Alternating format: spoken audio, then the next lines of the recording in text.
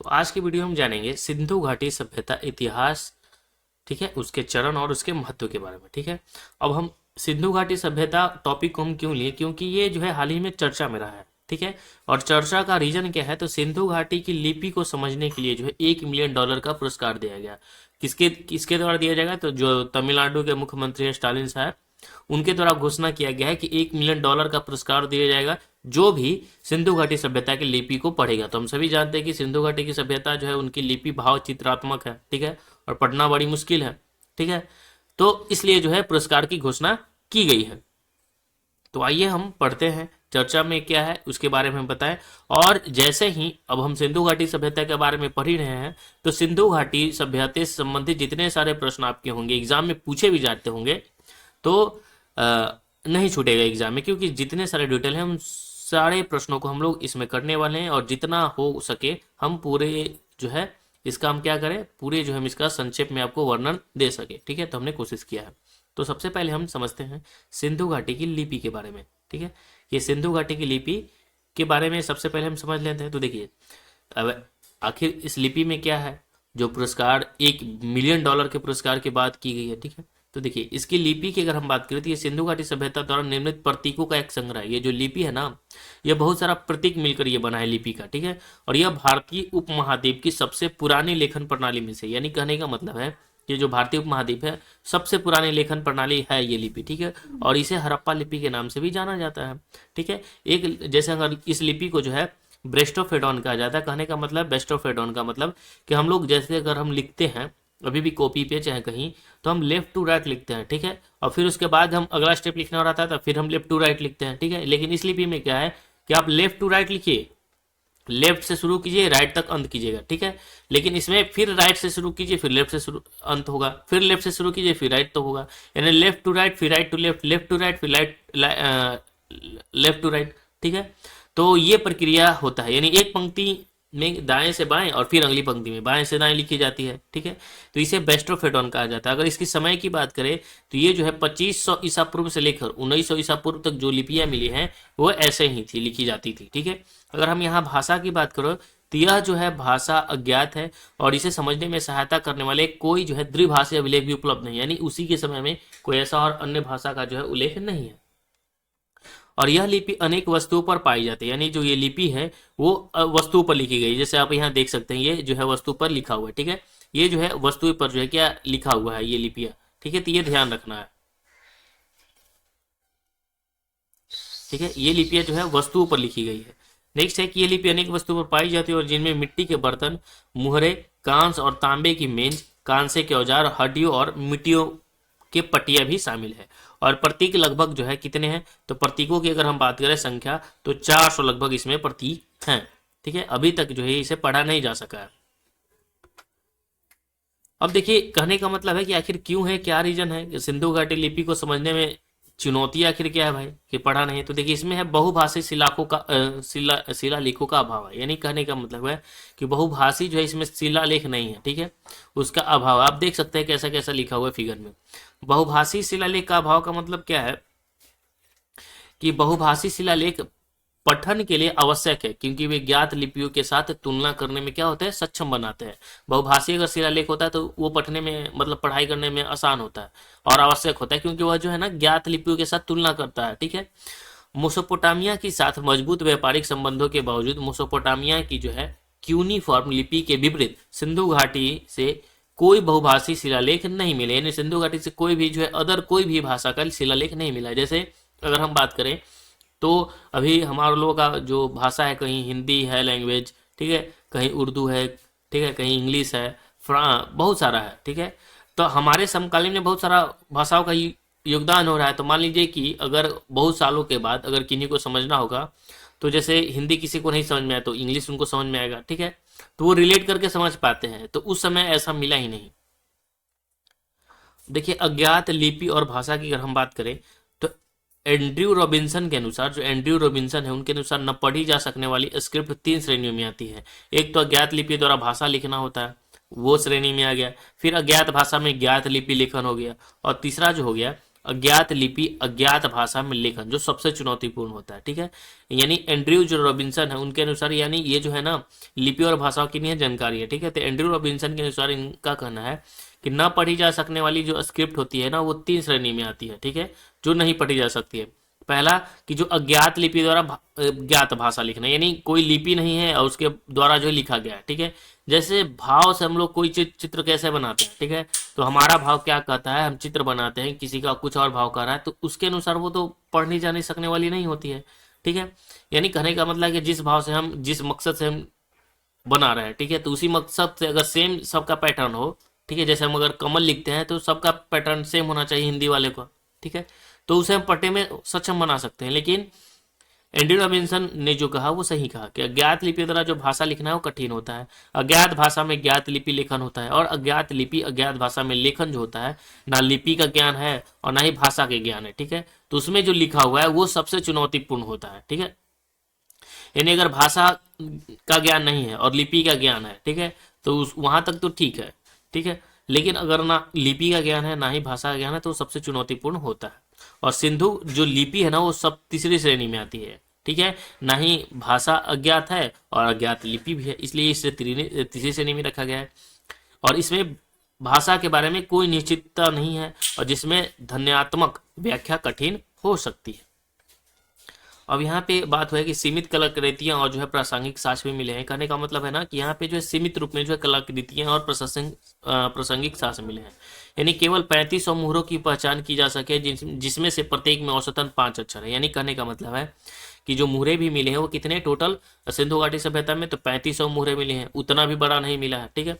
और उसमें भी एक मुहर में कम से कम औसत अगर एवरेज की बात करें तो 5 अक्षर ही है, ठीक है। और अपर्याप्त भौतिक साक्ष्य के कारण विश्लेषण करना चुनौतीपूर्ण हो जाता है। यानी पर्याप्त रूप में कोई तो भौतिक साक्ष्य है नहीं, अपर्याप्त है। अगर हमारे पास डिटेल बहुत ज्यादा रहता, ठीक है, कमी नहीं रहती साक्ष्य की तो कोई दिक्कत नहीं था, लेकिन अपर्याप्त भौतिक साक्ष्य है, ठीक है, पर्याप्त नहीं है पूर्ण रूप से, इसलिए विश्लेषण करना क्या होता है, चुनौतीपूर्ण हो जाता है।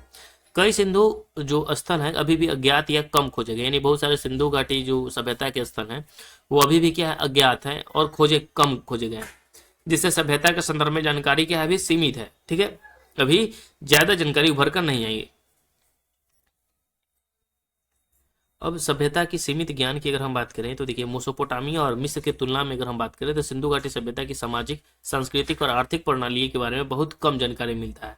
जैसे सभ्यता के अगर सीमित का ज्ञान बात करें तो मेसोपोटामिया और मिस्र की तुलना में, ठीक है, क्योंकि माना जाता है मेसोपोटामिया की सभ्यता मिस्र की जो सभ्यता है सिंधु घाटी सभ्यता के समकालीन, ठीक है, ठीक है, तो उसकी जो सामाजिक और संस्कृति, ठीक है, और आर्थिक प्रणालियों के बारे में बहुत कम जानकारी मिलता है। और पशुपति मुहर और गेंडाकृति वाली मुहरी जैसी कलाकृतियां सुराग तो देती है लेकिन सबूत अपर्याप्त है।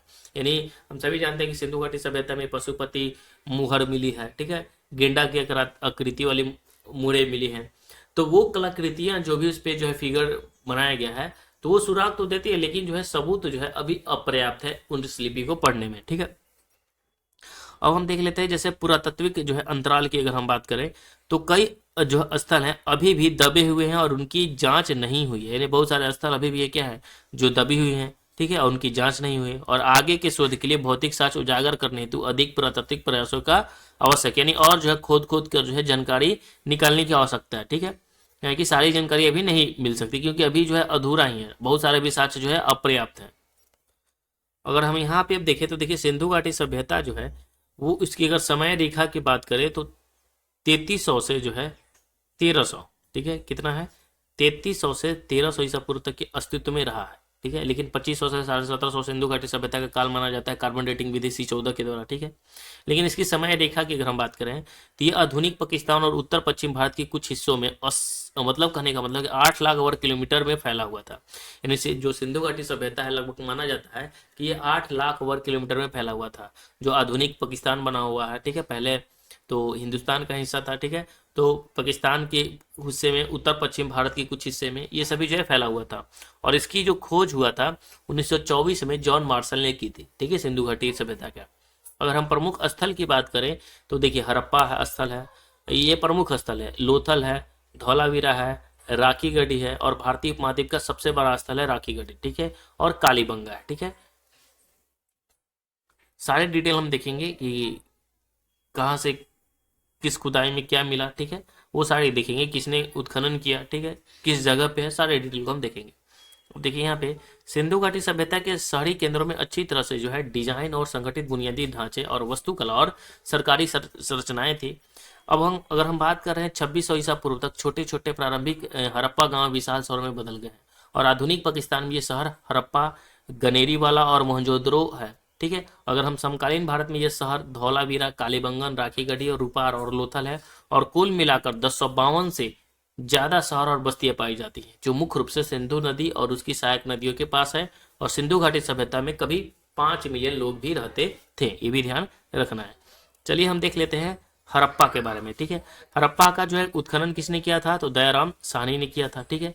और ये किस जगह पे है, अगर हड़प्पा की खुदाई की बात करें तो हड़प्पा की खुदाई किसने किया था, तो दयाराम साहनी जी ने किया था 1921 में, ठीक है। और ये किस जगह पे हुआ था खुदाई, तो पंजाब में। ये जो पंजाब है पाकिस्तान के मोंटागोमरी जिले में रावी नदी के तट पर है, ठीक है। तो ये भी बार बार एग्जाम में पूछता है कि हड़प्पा किस नदी के किनारे है, तो रावी नदी के किनारे है। किसने उत्खनन किया, तो दयाराम साहनी के नेतृत्व में 1921 में किया गया था, ठीक है। और ये भी पूछता है कि यहाँ पे क्या क्या निकला भाई खुदाई में, तो यहाँ तो मानव शरीर की रचना की बलुआ मिली, मतलब मानव शरीर रचना की, यानी जो पत्थर की मूर्तियां मिली है, ठीक है, जो मानव शरीर के रचना जैसा था, ठीक है। फिर यहाँ अनाज का भंडार मिला था हड़प्पा में और बैलगाड़ी मिली, ये भी ध्यान रखना है यहाँ पे क्या क्या मिला, किसने खुदाई किया, ठीक है, और कौन सी नदी के किनारे है और कहाँ पे है। तो इसमें से जो भी प्रश्न बनते हैं ये सारे इंपॉर्टेंट है। सबसे पहले कि हड़प्पा की खुदाई कब हुई, 1921 में, ये भी एग्जाम में पूछा जाता है, ठीक है, और बहुत इंपॉर्टेंट क्वेश्चन है ये, और किसी ना किसी एग्जाम में 1 या 2 प्रश्न पूछे ही जाएंगे इससे, ठीक है। और इसकी खुदाई किसने किया, दयाराम साहनी ने किया।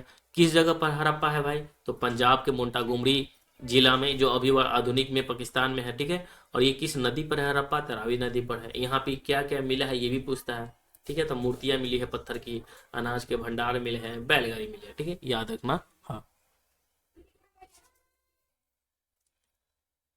नेक्स्ट हमारा है मोहनजोदड़ो, ठीक है। अगर मोहनजोदड़ो की बात करें तो मोहनजोदड़ो जो है वो मृतकों का टीला है। मोहनजोदड़ो को क्या कहा जाता है, मृतकों का टीला, याद रखना। ये बार बार एग्जाम में पूछता है कि मृतकों का टीला किसे कहा जाता है, तो मोहनजोदड़ो को कहा जाता है। और इसके द्वारा उत्खनन किसके द्वारा उत्खनन किया गया था, तो 1922 में आर डी बनर्जी के द्वारा उत्खनन किया गया था, ठीक है, याद रखना है, आर डी बनर्जी के द्वारा 1922 में, ठीक है।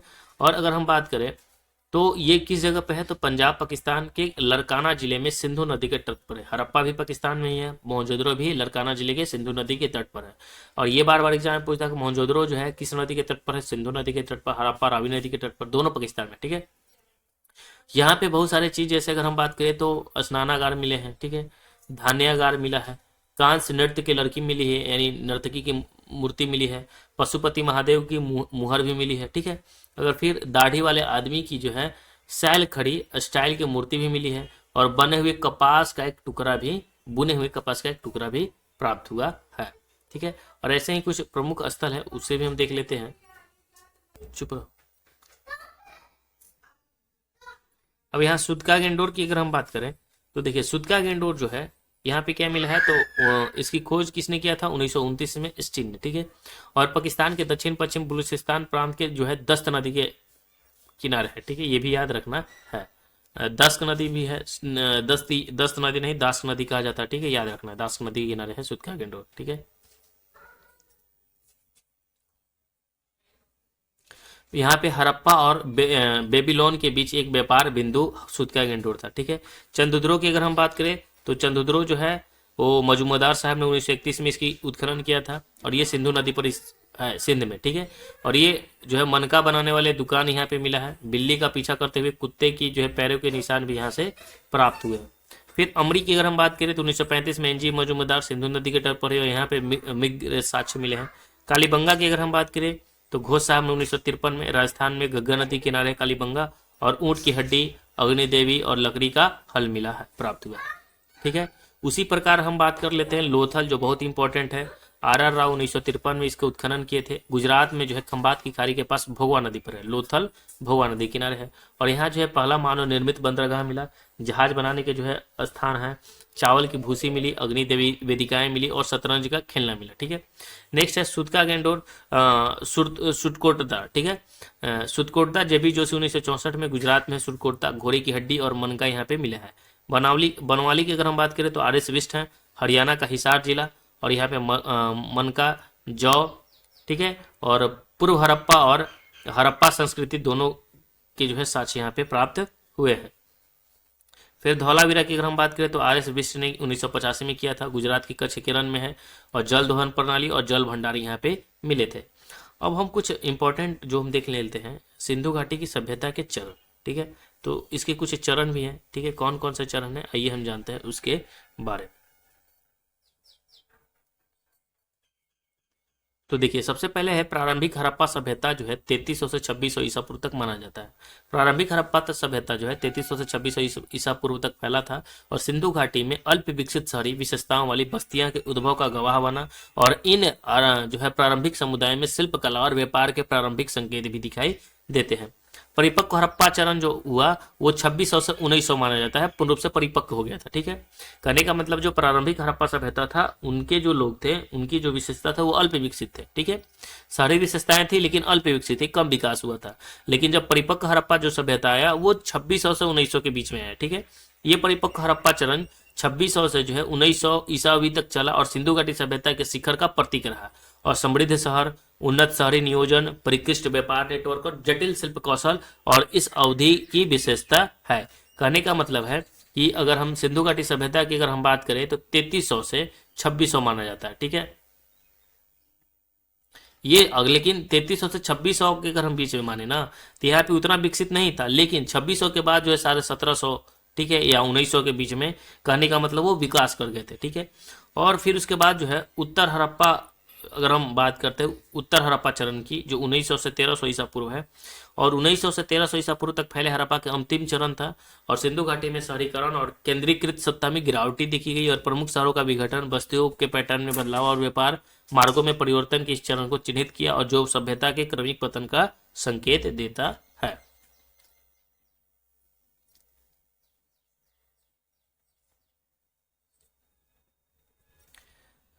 अब हम लोग देख लेते हैं सिंधु घाटी सभ्यता के नियोजन। ठीक है, तो देखिए सिंधु घाटी सभ्यता लगभग जो है 3300 से 1300 ईसा पूर्व तक फली फूली और उन्नत नगर नियोजन का प्रदर्शन किया जो शहरी जो है परिष्कार के उच्च स्तर को दर्शाता है। मोहनजोदारो, हड़प्पा जैसे प्रमुख शहरों ने सावधानी पूर्वक शहरी लेआउट का जो है प्रदर्शन भी किया। ठीक है, जैसे अगर हम बात करते हैं कुछ प्रणाली की, ग्रिड प्रणाली क्या था, तो इनका जो शहर की अगर हम बात करें ना तो ये शहरों की योजना जो था ग्रिड पैटर्न पर बनाई गई थी इनकी। ठीक है, इनका जो शहर था ना, जैसे हम लोग अभी खुले में शौच बहुत लोग करते हैं और उस जमाने में ये लोग जो है खुले में शौच नहीं करते थे, लोग बाथरूम बनाए हुए थे। तो इन लोगों ने किया था ये ग्रिड प्रणाली से किया था। तो शहरों की योजना जो है ग्रिड पैटर्न पर बनाई गई थी जिसमें जो है सुपरिभाषित सड़कें थी जो समकोण पर एक दूसरे को काटती थी। जो ज्यामितीय योजना का उल्लेखनीय समझ को क्या करता था, ग्रिड पत्ती दर्शाता था। इनके जो सड़कें होती थी वो 90 डिग्री पर एक दूसरे को काटती थी। गढ़ और निचले शहर की अगर हम बात करें तो शहरों में अक्सर एक गढ़ होता था और ऊंचा और किले बंद होता था शहर भी, और निचले शहर के साथ जो है गाढ़ में महत्वपूर्ण संरचनाएं होती थी और संभवतः प्रशासनिक या धार्मिक, या जबकि निचले शहर में आवासीय और वाणिज्यिक क्षेत्र होते थे। फिर अगर हम बात करते हैं सुनियोजित सड़कें के, तो सड़कें चौड़ी थी और उत्तर दक्षिण और पूर्व पश्चिम दिशा में बनी हुई थी। वे एक परिष्कृत जल निकासी प्रणाली से सुसज्जित थी जिसमें सड़कों के नीचे ढकी हुई नालियां भी शामिल थी। ईंट निर्माण की अगर हम बात करें तो इमारतों का जो निर्माण था वो मानकीकृत भट्टी में पकाई गई ईंट का उपयोग होता था। जैसे हम लोग अभी भट्टी में पकाए गए ईंट का जो इस्तेमाल करते हैं घर बनाने के लिए, तो उस समय भी ये लोग मतलब पकाई हुई ईंट का जो है उपयोग किया जाता था जो आकार और आकृति में एक रूपता प्रदर्शित करता है, और यह मानकीकरण, केंद्रीकृत नियोजन और निर्माण विधियों का सुझाव देता है। आवासीय संरचनाएं की अगर हम बात करें तो घर आमतौर पर दो से अधिक जो है ज्यादा मंजिले वाले होते थे और जिनमें एक ही केंद्रीय, मतलब कहने का मतलब कि घर आमतौर पर या तो 2 या उससे ज्यादा मंजिला वाले होते थे और जिसमें एक केंद्रीय आंगन के चारों ओर क्या हुआ था कमरा बना हुआ था और बीच में जो है मतलब क्षेत्रफल छोड़ा जाता था आंगन के लिए, ठीक है। और इसमें जो है अक्सर निजी कुएं और नहाने के लिए जगह जगह जैसी सुविधाएं शामिल होती थी, जो अक्सर जो स्वच्छता पर क्या ध्यान केंद्रित करती है। महान स्नानागार हुआ करता था। अगर महान स्नानागार की बात करें तो मोहनजोदड़ो में जो है महान स्नानागार एक महत्वपूर्ण संरचना है, जिसके बारे में माना जाता है कि इसका जो अनुष्ठानिक या धार्मिक महत्व था, इसमें एक परिष्कृत जल निकासी प्रणाली थी जो इंजीनियरिंग कौशल को दर्शाता है, ठीक है। तो महान स्नानागार का भी इस्तेमाल होता था, जहाँ जो है सार्वजनिक जो है लोग वहाँ स्नान करते थे, ठीक है। फिर देखिए शहरों में सार्वजनिक संरचनाएं होती थी, ठीक है। और संभवतः सभा भवन या बाजार जो केंद्रीय सत्ता या संगठित नागरिक जीवन के स्तर को दर्शाता है। यानी सार्वजनिक भवन, जैसे हमारे लिए गांव में होगा ना सार्वजनिक भवन, तो वहां उस समय भी सार्वजनिक भवन हुआ करता था। व्यापार और वाणिज्य की अगर हम बात करें तो अन्न भंडार और गोदाम की उपस्थिति संगठित आर्थिक गतिविधि का संकेत देती है और व्यापार नेटवर्क के मेसोपोटामिया तक फैले होने के प्रमाण भी मिलते हैं। नगर नियोजन में हुई प्रगति के बावजूद भी सिंधु घाटी सभ्यता के कई पहलू अभी भी रहस्यमय पूर्ण बने हुए हैं, क्योंकि इसके जो निवासी हैं उनके द्वारा जो प्रयुक्त लिपि जो है अभी भी समझ में नहीं आई है, ठीक है, जिससे उनके शासन और सामाजिक संरचना के बारे में पूर्ण रूप से जानकारी नहीं मिल पाई है। इसलिए जो है उन लिपियों की पढ़ने की ज्यादा आवश्यकता है कि क्या है भाई लिखा हुआ, लेकिन कठिन है पढ़ना। सिंधु घाटी सभ्यता का महान स्नानागार के बारे में हम देख लेते हैं, ठीक है। तो देखिए प्राचीन दुनिया में पहला सार्वजनिक जल टैंक जो भी हम देखते हैं हम लोग जो है प्रखंड लेवल पर आप या डिस्ट्रिक्ट लेवल पर कहीं कहीं जो जल टैंक बना हुआ रहता है, ठीक है। तो प्राचीन दुनिया में जब मतलब पुरानी दुनिया की बात हो रही है सिंधु घाटी सभ्यता की, तो उस समय भी पहला जो है सार्वजनिक जल टैंक मोहनजोदड़ो ग्रेट दारे के जो है स्नान का दूसरा नाम था, ठीक है। ज्यादातर और विशेष रूप में धार्मिक अनुष्ठानों के लिए उपयोग किए जाने वाले ग्रेट बाथ का उपयोग कभी कभी नहाने के लिए भी किया जाता था। यानी कहने का मतलब है जो ये ग्रेट बाथ था, स्नानागार जो था, ये कभी कभी धार्मिक कार्यों के लिए, ठीक है, और धार्मिक अनुष्ठानों के लिए जो है इसका उपयोग किया जाता था। जो लोग जो है बहुत सारे लोग मिलकर वहां नहा स्नान करते थे। आसपास किसी मंदिर का कोई संकेत नहीं है इसमें, इसलिए हो सकता है कि उन्हें इसका उपयोग धार्मिक अनुष्ठानों के लिए किया हो। अपनी गरीबी या कथित पवित्रता की कमी के कारण कुछ लोगों को ग्रेट बाथ में जाने की अनुमति नहीं थी। कहने का मतलब है कि ग्रेट जो ये महान स्नानागार था इसमें सबको अनुमति नहीं थी, ठीक है। गरीबी या पवित्रता की अगर कमी है तो वहां पे आप नहीं जा सकते थे, ठीक है। महान स्नानागार की अगर बात करें तो सबसे महत्वपूर्ण सिंधु जो सांस्कृतिक केंद्रों में से एक है और एक विशाल गढ़ परिसर का हिस्सा भी रहा है, जिसे 1990 के दशक में खुदाई के दौरान मोहनजोदारो में खोजा गया था। और प्राकृतिक टार की एक मोटी परत है इसमें, जिसे बिटुमेन भी कहा जाता है, जिसका उपयोग पानी को रोकने के लिए किया जाता है। और बढ़िया पकी हुई जलरोधक मिट्टी की ईंटों का भी उपयोग विशाल स्नानागार के निर्माण के लिए किया जाता था। एक बड़ा आयताकार टैंक और चारों तरफ से हालवे से घिरा हुआ है, जिसमें उत्तर और दक्षिण ओर टैंक तक जाने वाली सीढ़ियां भी थी इसमें।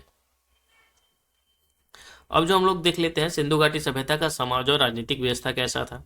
तो देखिए हड़प्पा सभ्यता में जो सत्ता के केंद्र या शक्तिशाली लोगों के प्रतिनिधित्व के बारे में बात करें तो पुरातात्विक साक्ष्य से तुरंत कोई जवाब नहीं मिला है। और मिट्टी के बर्तन और मुहर और बाट और नियमित आकार और वजन वाली ईंटें हड़प्पा संस्कृति की उन कलाकृतियों में से है जो एक अद्भुत स्तर की स्थिरता प्रदर्शित करती है, जो किसी प्रकार के अधिकार या सरकार के प्रणाली का संकेत देती है। यानी ये सभी जो मिले हैं कलाकृतियां, ठीक है, कुछ नियमित आकार के वजन वाली ईंट मिले हैं, ठीक है, मतलब कुछ स्पेशलिटी जो है, कुछ मल्टीपल प्रॉपर्टी वाले, ठीक है, कुछ चीज ऐसे मिली हैं जो डिफ्रेंशिएट करते हैं लोगों के बीच। यानी ऐसा लगता है कि कुछ इसमें जो शक्तिशाली लोगों का प्रतिनिधित्व भी था इसमें, ठीक है। हड़प्पा शासन या शासन प्रणाली के बारे में समय के साथ 3 महत्वपूर्ण परिकल्पनाएं सामने आती है। पहला यह है कि कलाकृतियों की एकरूपता, नियोजित उपनिवेश के संकेत और ईंटों के आकार का मानकीकरण तथा कच्चे माल के स्रोतों के निकट जो कस्बों की स्पष्ट स्थिति को देखते हुए एक ऐसा राज्य था जिसमें सभ्यता के सभी समुदाय शामिल थे। यानी कहा जाता है मतलब कलाकृतियों की एकरूपता को देखते हुए, ठीक है, कहीं कहीं जो एकरूपता को देखते हुए ये सब देखा जाता है, लगता है कि इनका जो राज्य था वो सभ्यता के सभी समुदाय के लिए शामिल था, ठीक है। और दूसरे सिद्धांत के अनुसार जो है अगर हम बात करें तो मोहनजोदड़ो है, हड़प्पा है और अन्य बस्तियां सहित हैं जो प्रत्येक शहरी केंद्र में कई शासक थे जो उनका प्रतिनिधित्व करते थे। और अंत में शोधकर्ताओं ने प्रस्तावित किया कि सिंधु घाटी सभ्यता में शब्द के पारंपरिक अर्थ में कोई शासक नहीं थे, इसके बजाय हर कोई समानता में रहता था। यानी ये जो प्रूफ हो चुका है कि सिंधु घाटी सभ्यता में जो थे इसमें कोई शासक नहीं होता था, ठीक है, हर कोई समानता में रहता था। अब हम जो जैसे हम बात कर लेते हैं सिंधु घाटी सभ्यता की कृषि के बारे में कि इनकी कृषि का क्या था, खेती बाड़ी का क्या हाल रहा था। तो देखिए हड़प्पा के समुदाय में खदान उत्पादन पर्याप्त था, जो मुख्य रूप से नदी के मैदान के करीब बसे थे। जितने जो बाड़ी होते थे वो नदी के किनारे ही होते थे, पानी पहुंचाना आसान होता था। गेहूं हो गया, जौ हो गया, राई हो गया, मटर हो गया, तिल हो गया, मसूर हो गया, चना हो गया, सरसों हो गया, ये सभी उगाना संभव था, ठीक है। और ये एग्जाम में पूछता है कि कौन कौन सा जो सिंधु घाटी के फसल है, तो याद रखना गेहूं, जौ, राई, मटर, तिल, मसूर, चना, सरसों और सरसों, ठीक है। इसके अलावा गुजराती इलाकों में बाजरा भी होता था, बाजरा भी है, ठीक है, जबकि चावल का इस्तेमाल कभी कभी कभार होता था, ठीक है। कपास का उत्पादन सबसे पहले सिंधु सभ्यता में हुआ था, ये याद रखना है, ठीक है। पूछता है कि कपास का उत्पादन जो है सबसे पहले कहाँ पे हुआ था, ठीक है, तो आपको याद रखना है कि ये कहाँ पे हुआ था, सिंधु सभ्यता में हुआ था। और अनाज की खोज से कृषि की मौजूदगी का पता चलता है, लेकिन वास्तविक कृषि कार्य को फिर से बनाना अधिक चुनौतीपूर्ण है। बैलों का जो तो बैलों की मुहरें थी, मिट्टी की कलाकृतियां पर दर्शाया गया था, और पुरातात्विकों के द्वारा किए गए अनुमान से पता चलता है कि बैलों का उपयोग जो लोग करते थे हल चलाने के लिए करते थे, जब खेती बाड़ी कर रहे तो हल का उपयोग करते थे, माना जाता है, ठीक है। हड़प्पा के अधिकांश स्थल पर अर्धशुष्क क्षेत्र में पाए गए, जहां खेती के लिए सिंचाई शायद आवश्यक भी थी, और सटुघई में अफगान हड़प्पा स्थल पर नहर के अवशेष भी पाए गए हैं, ठीक है। और लेकिन पंजाब या सिंध में नहीं पाए गए हैं, ठीक है। वहां पे कृषि में जो है संलग्न होने के बावजूद क्या है कि हड़प्पा के लोग जो है बड़े पैमाने पर पशुपालन भी करते थे। अब जो खेती बाड़ी करेगा वो पशुपालन भी करेगा, ठीक है। मोहनजोदड़ो की सतह और लोथल से प्राप्त जो संदिग्ध चीनी मिट्टी की मूर्ति दोनों में घोड़े के साथ मौजूद है। किसी भी स्थिति में घोड़े हड़प्पा सभ्यता के लिए केंद्रित नहीं था, ठीक है। अब हम देख लेते हैं सिंधु घाटी सभ्यता का शिल्प, ठीक है। तो देखिए 4 प्राचीन सभ्यताओं में सबसे बड़ी, जिसमें से मिस्र हो गया सभ्यता, मेसोपोटामिया की सभ्यता, चीन भी शामिल है इसमें, ये 4 बड़ी सभ्यता थी। सिंधु घाटी सभ्यता भारतीय महाद्वीप का उस प्रकार की संस्कृति का सबसे पहला ज्ञात उदाहरण है जिसे आमतौर पर शहरी यानी या बड़े समुदायों पर केंद्रित कहा जा सकता है।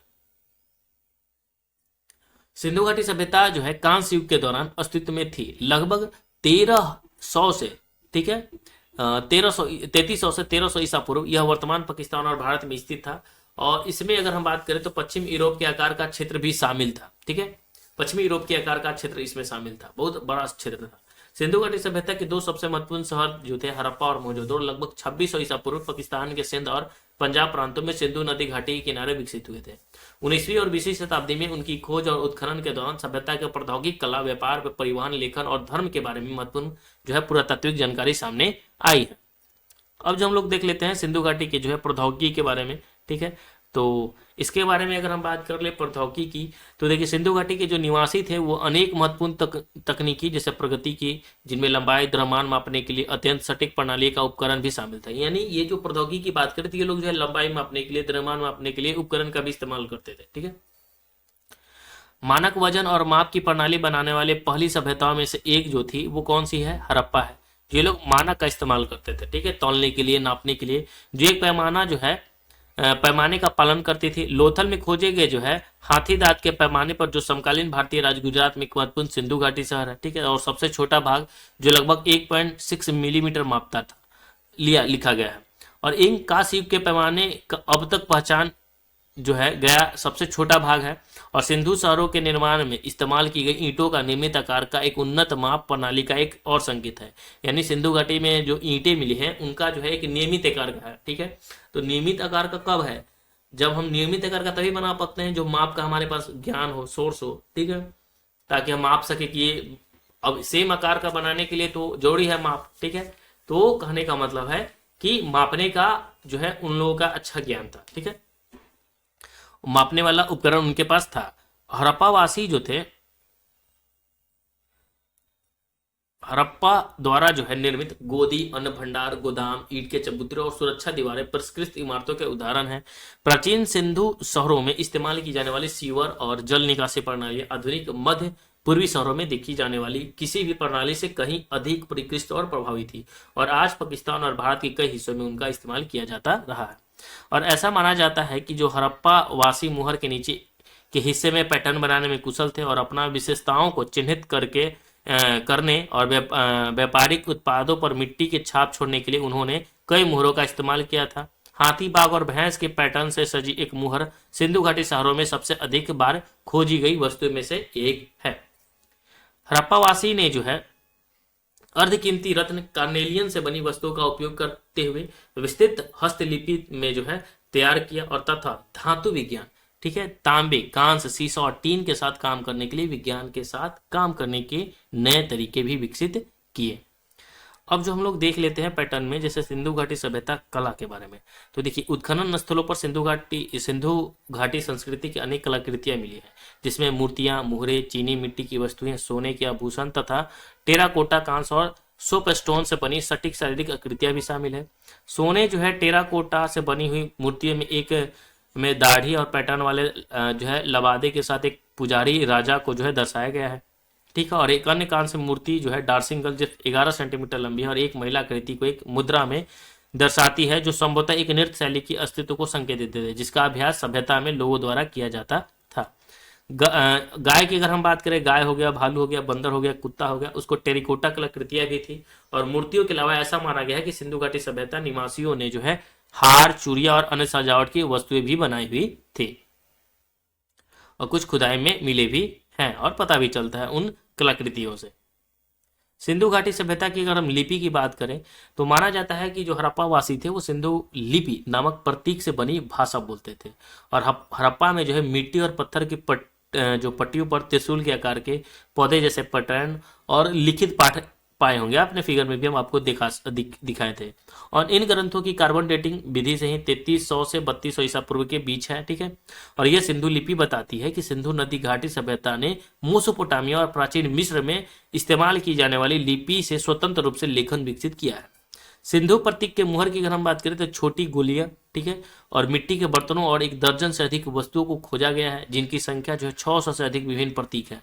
और आमतौर पर छोटे सिंधु शिलालेख में से अधिकांश में 4 या 5 से अधिक अक्षर ही नहीं है, लेकिन एवरेज माना गया है 5 अक्षर, लेकिन कभी कभी 4 भी अक्षर नहीं थे, किसी में 3 भी अक्षर नहीं थे, ठीक है, शिलालेख पे मिला हुआ। एक स्तर पर सबसे लंबा संकेत जो है 17 चिन्हों का है, यानी कहने का मतलब है कहीं एक वस्तु पर जो है सबसे लंबा अगर लेटर मिलेगा तब तो हम पढ़ पाएंगे कौन क्या है, ठीक है। कहीं 4 है, कहीं 3 है, ठीक है, तो आसान नहीं होता है पढ़ना, ठीक है। तो एक सतह पर सबसे लंबा जो संकेत मिला था वो 17 चिन्ह उस पे थे, ठीक है। हालांकि आकृति अधिकतर सचित्र है, लेकिन कई अमूर्त संकेत पुराने नहीं लगते। हालांकि यह माना जाता है कि शिलालेख मुख्यतः दाएं से बाएं लिखे गए थे, लेकिन यह स्पष्ट नहीं है कि यह लिपि एक पूर्ण भाषा के प्रतिनिधित्व करती है या नहीं। भाषाविद और पुरातत्वविद प्रतीकों को डिकोड नहीं कर पाए क्योंकि अन्य लेखन प्रणालियों से तुलना करने के लिए कोई रोसोटा स्टोन नहीं है। सिंधु घाटी अगर हम सभ्यता के धर्म की बात करें तो हड़प्पा के धर्म पर जो है ना अभी भी बहस जारी है। व्यापक रूप से अटकलें लगाई जाती है कि हड़प्पा के लोग जो है मातृ देवी की पूजा करते थे, जो प्रजनन क्षमता का प्रतिनिधित्व करती थी। ऐसा प्रतीत होता है कि जो सिंधु घाटी सभ्यता में ऐसे कोई मंदिर या महल नहीं थे जो मिस्र और मेसोपोटामिया सभ्यता के विपरीत धार्मिक अनुष्ठानों या विशेष देवताओं के निर्विवाद प्रमाण प्रदान करें, ठीक है। तो इसलिए जो है यहाँ पे जो है पता नहीं चलता है। जैसे हिंदू धर्म, बौद्ध धर्म और जैन धर्म सहित बाद के भारतीय धर्म में इस्तेमाल किया जाने वाला स्वास्तिक प्रतीक कुछ सिंधु घाटी के मुहरे पर दर्शाया गया। यानी कहने का मतलब है कि हिंदू धर्म में भी स्वास्तिक का इस्तेमाल होता है, जैन में भी होता है, बौद्ध में भी होता है, ठीक है। तो ये तो भारतीय धर्मों में इस्तेमाल किए जाने वाले जो स्वास्तिक प्रतीक हैं तो कुछ सिंधु घाटी के मुहरों पर दर्शाया गया है। सिंधु घाटी की जो कई मुहरे पर जानवरों की आकृति भी मिली है और कुछ में जुलूस ले जा रहे जानवरों को भी दर्शाया गया है, जबकि अन्य जो है चिमेरा की रचनाएं दिखाई गई है। इसने शिक्षाविदों को सिंधु घाटी के धर्मों में जानवरों के महत्व के बारे में सिद्धांतों की ओर अग्रसर करता है। मोहनजोदारो की एक मुहर में एक बाघ को आधे मानव आधे भैंस की प्राणी द्वारा हमला करते हुए भी दिखाया गया है। तो यह संभव है कि जो सुमेरियन कथा का संदर्भ हो, जिसमें एक राक्षस के बारे में बताया गया कि जिसमें अरूर उस संस्कृति में भूमि और उर्वरता की देवी है और उसने जो है कहने का मतलब है कि उन्हें जो है युद्ध करने के लिए बनाया गया था, जो एक पुराने मेसोपोटामिया महाकाव्य का नायक थे। और ये हड़प्पा संस्कृति के अंतर्राष्ट्रीय स्तर पर व्यापार किए जाने का एक और संकेत भी देता है। तो यानी कहने का मूल रूप से अगर हम बात करें सिंधु घाटी सभ्यता की, तो देखिए अगर हम इस्लाम धर्म हो गया, चाहे बौद्ध धर्म हो गया, जैन धर्म हो गया, ये सब बाद का धर्म है, ठीक है। और सिंधु घाटी इस धर्म से तो इन्वॉल्व हो ही नहीं सकते, क्योंकि ये सब जो धर्म है ये ईसवी मतलब ईसा पूर्व का धर्म है, लेकिन इससे पहले की बात हो रही सिंधु घाटी सभ्यता। तो उस समय इन धर्मों का जो उजागर भी नहीं हुआ था, जैसे ईसाई धर्म हो गया, ठीक है, इन धर्मों का, ठीक है। तो माना जाता है कि ये जो लोग थे वो हिंदू धर्म भी तो नहीं, हम सभी जानते हैं कि सनातन धर्म है, ठीक है। तो माना जाता है कि कुछ पशुपति की मूर्ति मिली है जिसे भगवान शिव से तुलना की जाती है, ठीक है। फिर उसी प्रकार जो है कुछ मुहरे भी मिले हैं जहाँ पे स्वास्तिक का चिन्ह, ठीक है। तो स्वास्तिक का चिन्ह जो है सनातन धर्म में इस्तेमाल होता है। तो इसका कोई साक्ष्य अभी प्राप्त नहीं हो पाया है, ठीक है। लेकिन इतना है कि वो लोग प्रकृति की पूजा करते थे, प्रकृति में जो जल जंगल जमीन आग ये इन सभी की वो लोग पूजा करते थे। और हिंदू धर्म में भी, सनातन धर्म में उन सभी की पूजा की जाती है, ठीक है। देखिए नेक्स्ट हमारा है कि सिंधु घाटी सभ्यता व्यापार और अर्थव्यवस्था के हम देख लेते हैं कि इनका जो व्यापार क्या था, अर्थव्यवस्था क्या था। तो देखिए हड़प्पा शहर की जो कार्यशालाओं में ईरान था, ठीक है, अफगानिस्तान था, उससे जो आयातित कच्चे माल का इस्तेमाल किया जाता था। ये लोग जो है ईरान से, अफगानिस्तान से ये लोग जो है कच्चे माल का इस्तेमाल करते थे, और साथ ही भारत के अन्य क्षेत्रों से सीसा और तांबा यूज करते थे, और चीन से जो है जेड और देवदार की लकड़ी का इस्तेमाल किया करते थे, जिसे हिमालय और कश्मीर से नदियों के रास्ते लाया जाता था। और व्यापार इन संसाधनों को प्राप्त करने पर केंद्रित था।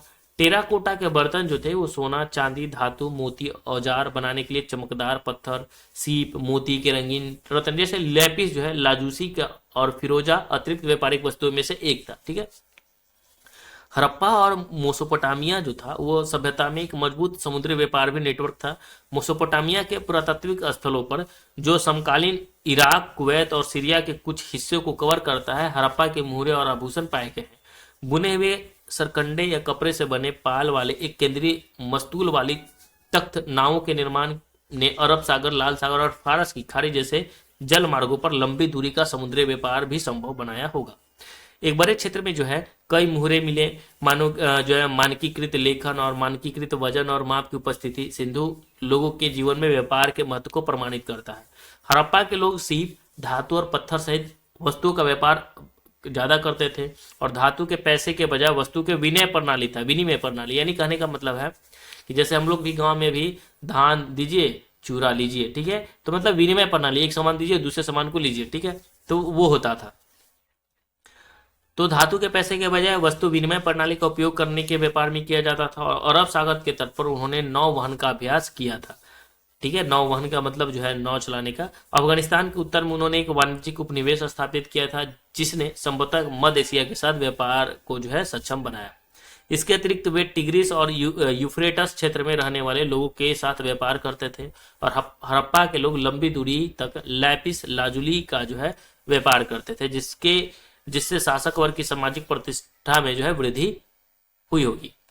सिंधु घाटी सभ्यता की अगर हम पतन की चर्चा करें कि सिंधु घाटी सभ्यता का आखिर पतन का क्या रीजन रहा होगा, तो हालांकि सिंधु घाटी सभ्यता के पतन के सटीक कारण अभी भी बहस चलती है, कोई रीजन मिला नहीं है, क्योंकि जो है लगभग 1800 ईसा पूर्व में हुआ था ये इनका पतन, ठीक है। और ये जो है बात करें तो सिंधु घाटी सभ्यता पर जो है आर्यों के नाम से जाने जाने वाली इंडो यूरोपियन जनजाति ने आक्रमण किया और उसने अपने अधीन कर लिया, ठीक है। मतलब कुछ संस्करणों में आपको ये लिखा मिलेगा। सिंधु घाटी सभ्यता के विभिन्न टुकड़े के बाद जो है समाज में खोजे गए, और यह सुझाव देते हैं कि सभ्यता किसी आक्रमण के कारण अचानक समाप्त नहीं हुई थी। यानी फिर सुझाव किसी के द्वारा दिया गया कि ये जो है सभ्यता किसी के आक्रमण के द्वारा जो है समाप्त नहीं हुई। दूसरी ओर बहुत से शिक्षाविद का मानना है कि सिंधु घाटी सभ्यता का पतन जो है प्राकृतिक कारण से भी हुआ। तो बहुत सारा मानना है, ठीक है। जैसे भूवैज्ञानिक और जलवायु संबंधी तत्व जो है प्राकृतिक कारक हो सकते हैं। ऐसा माना जाता है कि सिंधु घाटी क्षेत्र में अनेक विवर्तनिक गड़बड़ियां हुई, जिसके परिणाम स्वरूप भूकंप आए और नदियां के मार्ग बदल गए और वे सूखे गए, ठीक है। और वर्षों के पैटर्न में परिवर्तन एक अन्य प्राकृतिक कारण भी हो सकता है। तो बहुत सारा रीजन हो सकता है, ठीक है। और नदियों के मार्ग में भी जो है नाटकीय बदलाव हो सकते हैं, जैसे खाद्य उत्पादन वाले क्षेत्र में बाढ़ आ सकते हैं, ठीक है। और इन प्राकृतिक कारणों के संयोजन के कारण सिंधु घाटी सभ्यता धीमा लेकिन अपरिवाह पतन हो गया, ठीक है। अब कुछ जो बहुत सारे इंपॉर्टेंट प्रश्न होते हैं, लेकिन हम कुछ ही प्रश्न अब देख सकते हैं, ठीक है।